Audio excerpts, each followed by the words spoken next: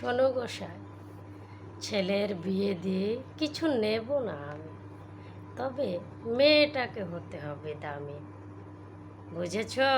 উচ্চবিত্ত বংশ আমার, নেই লোভ অহংকার, তবে মেয়ের বাবাকে হতে হবে জমিদার, এটুকুই আবদার।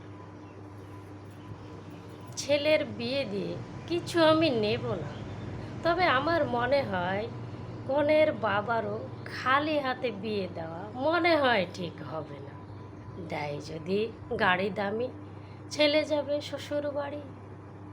পণ নেওয়া ঘৃণা করি আমি মালি, তবে বেয়াই যদি হয় প্রভাবশালী, জামাইকে দিলে চাকুরি।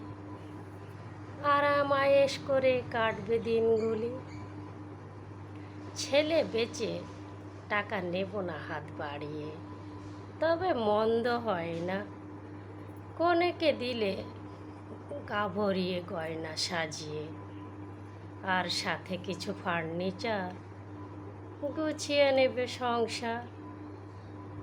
শুনলে তো বুঝলে কিছু গোসাই আর মালি? ধন্যবাদ, শুভ সকাল।